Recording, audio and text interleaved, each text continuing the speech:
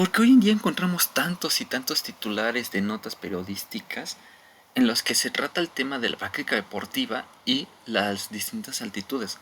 ¿Por qué? Por ejemplo, cuando juega la selección mexicana de fútbol, las televisoras constantemente no lo mencionan, que esta posee una cierta ventaja con respecto a otras selecciones o contra las que se enfrentan. Igualmente, por ejemplo, hablando de la selección peruana o bolivariana de fútbol, se menciona que estas poseen la misma ventaja que la selección mexicana, y se afirma, o al menos nos dicen las televisoras, que esta ventaja proviene del hecho de que están acostumbrados a jugar a altitudes diferentes o altitudes mayores que la de sus rivales, y que esto representa un problema para los adversarios, porque no están acostumbrados a esta altura. Pero, ¿tiene esto algo de fundamento, algo de razón, algo de verdad? ¿Hay de verdad efectos fisiológicos al practicar deportes o ejercicio a distintas altitudes, o en realidad solo es intento de montaje o de transmitir miedo hacia los rivales? Bueno, descubrámoslo. Veamos qué nos dice la ciencia. En realidad, esta discusión acerca de la práctica deportiva y las distintas altitudes no es nueva. Ya los antiguos griegos se cuestionaban las ventajas de practicar deportes a distintas altitudes, pese a que ellos estaban acostumbrados a la práctica deportiva a niveles cercanos al mar, porque ahí es donde vivían. Notaban una cierta diferencia en el rendimiento deportivo de quienes lo practicaban a otras altitudes. Pero bueno, por esta ocasión no nos centraremos o no nos remitiremos tan lejanamente en la historia. Vayámonos a algo un poco más cercano, algo más reciente hacia nosotros, específicamente a finales de los años 60, en 1968, en los Juegos Olímpicos de México. Como bien recuerdan algunos titulares y algunas notas periodísticas, estos Juegos Olímpicos fueron, por decirlo así, bastante polémicos. Y esta polémica provenía del hecho de que la Ciudad de México es una de las ciudades con mayor altitud a nivel mundial, lo cual representaba un problema para los atletas y sus entrenadores, pues se veían obligados a crear nuevos métodos de entrenamiento o modificar los que ya tenían para poder obtener un rendimiento óptimo en la Ciudad de México, y así alcanzar una medalla, alcanzar un podio o bien simplemente obtener un buen resultado. Algo que en realidad no se habían visto obligados a hacer, porque en varias ocasiones las ciudades de los Juegos Olímpicos, pese a que no están a nivel del mar, no están a niveles de alturas similares a la Ciudad de México. Algo, sin duda, que causa bastante polémica. Pero bueno, vamos a intentar contestar esta y otras preguntas en este video. Veamos si sí es cierto que hay distintas diferencias, o si sí hay diferencias al entrenar a distintas alturas. Puede ser altas, bajas o moderadas. Una pregunta nada tonta, sí un poco raro, pero bueno, vamos a resolverlas. Numerosos estudios han tratado el tema de la práctica deportiva y las distintas altitudes.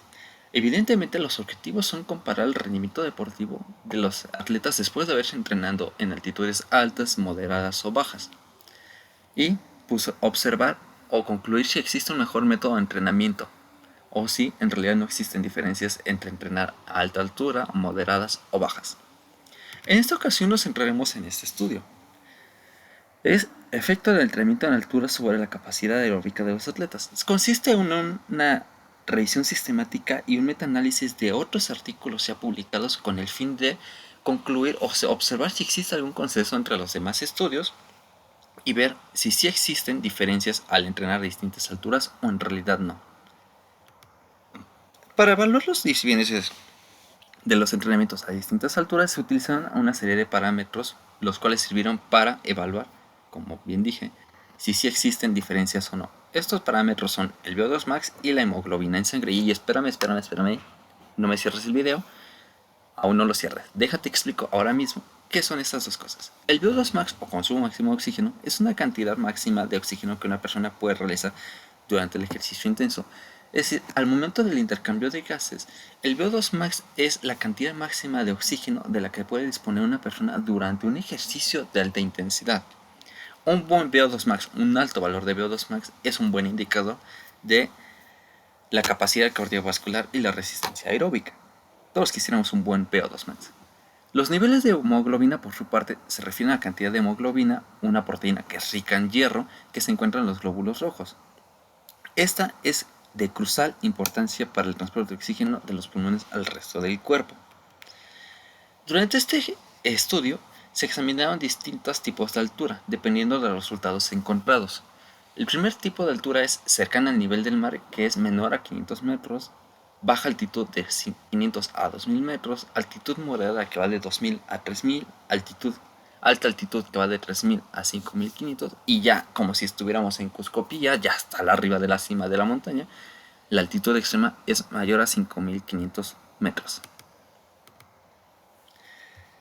Durante el estudio se encontraron o se consideran distintos tipos de entrenamiento. El primero es el entrenamiento hilo, que consiste en vivir a altas alturas y entrenar a alturas bajas. Por su parte, el entrenamiento LOI consiste en vivir a alturas bajas y entrenar a alturas altas. El entrenamiento II consiste en vivir a altas alturas y entrenar también a altas alturas.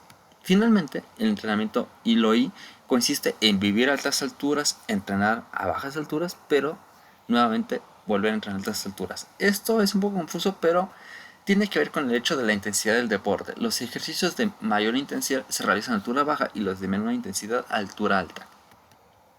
Bueno, según el estudio, o este estudio, que consistía en el metaanálisis de los demás estudios, se encontró que el entrenamiento hilo, el cual era vivir alto y entrenar bajo, produjo las mayores mejoras significativas en el rendimiento de la mayoría de los grupos de deportistas. Este tipo de entrenamiento generaba hipoxia, lo cual a su vez aumentaba la concentración de eritropoyetina, y esto se traducía en una mayor calidad y cantidad de glóbulos rojos, lo cual evidentemente se traduce en el mayor transporte de oxígeno hacia los tejidos y músculos involucrados en el deporte o en el ejercicio. ¿Y cuánto tiempo se recomienda o se debe de realizar este tipo de entrenamiento? Aquí sí se encontró un consenso entre los distintos estudios, el cual era de 21 días, alargándolo máximo a 24 o 25 días. Esto con el fin de evitar lesiones, desentrenamiento o también pérdida de masa muscular, algo que por supuesto se quiere evitar al momento de realizar ejercicio. Una cantidad menor a 21 días no produjo mejoras significativas en el rendimiento deportivo. No se encontró un aumento del VO2 max y una mejor calidad en los glóbulos rojos, o bien una cantidad mayor de estos. Pero todo chido con el entrenamiento a altas alturas, con el entrenamiento hilo, pues no tanto. O sea, no todo es color de rosa con este tipo de entrenamiento. Evidentemente, como todo, posee sus riesgos. Algunos efectos fisiológicos a corto plazo en el entrenamiento de altura son el aumento del trabajo respiratorio y disnea, es decir, al estar a mayor altura se requiere respirar más, lo cual también produce un efecto de disnea o de falta de ventilación, de oxigenación. Aumento del estrés oxidativo, pérdida del volumen plasmático, un cierto tipo de deshidratación, pérdida del gasto cardíaco y también, evidentemente, quemaduras a la exposición del sol a altas alturas. Y nueva cuenta, no me cierres el video que te voy a explicar más o menos cada uno de estos efectos. Otros efectos, o bien relacionados con estos mismos, son el aumento en la ventilación. Al momento de hacer el intercambio de gases estamos realizando el proceso de ventilación, y al intentar respirar mayor y mayor para poder captar más oxígeno, lo que estamos también haciendo es una expulsión del dióxido de carbono. Y sí, sabemos todos que expulsamos dióxido de carbono, pero también es bueno y también es necesario tener cierta cantidad de dióxido de carbono en nuestra sangre. Y en realidad sí la tenemos, ahí está, solo que no la vemos y no la sentimos, pero ahí están. Esta expulsión del dióxido de carbono, o también conocida como aspiración, provoca hipocapnia y escoliosis respiratorio, o sea, bajos niveles de dióxido de carbono en sangre. Y el pobre dióxido de carbono está en plan de, no me quiero ir, señor Stark. No se quiere ir porque en realidad es benéfico para nosotros. Para compensar esta escalosis, el riñón aumenta la excreción de bicarbonato y reduce la depuración de iones de hidrógeno, lo que contribuye a disminuir el pH y permite un mayor aumento en la ventilación. Son algunos de los efectos fisiológicos que tenemos. También, a las pocas horas de llegar a una altitud alta, el volumen plasmático, que es la cantidad de líquido que compone la parte líquida de sangre, comienza a disminuir, es decir, tenemos una pérdida de volumen plasmático. ¿Esto qué se traduce? Resulta esto en una menor precarga cardíaca, reduce el gasto cardíaco máximo y puede afectar a la termorregulación. Es decir, empezamos a afectar la termorregulación de nuestro sistema y eso provoca algunos problemas. El volumen plasmático se pierde, en parte también para compensar los cambios en el equilibrio de ácido-base, pero también puede verse afectado por el aumento de la producción de eritropoyetina. Pero bueno, algunos de los beneficios a largo plazo observados en el método hilo de vivir alto y entrenar bajo son mayor volumen de eritrocitos y contenido de hemoglobina, mayor actividad enzimática oxidativa, mayor volumen mitocondrial, mayor utilización de sustratos de ácidos grasos libres y mayor densidad capilar. Es decir, sí son muchos los beneficios que encontramos en el entrenamiento hilo o bien el entrenamiento de vivir alto y entrenar bajo. Sin embargo, también se encontraron distintos resultados en los otros tipos de entrenamientos. El que arrojó mejores resultados fue este. Sin embargo, ya vimos que es necesario y es prudente realizarlo con ciertas medidas de precaución, como poder disminuir los ejercicios de mayor intensidad o bien realizar estos a niveles de altura bajos. Entonces, es todo por el video de hoy y nos andamos viendo. Adiós.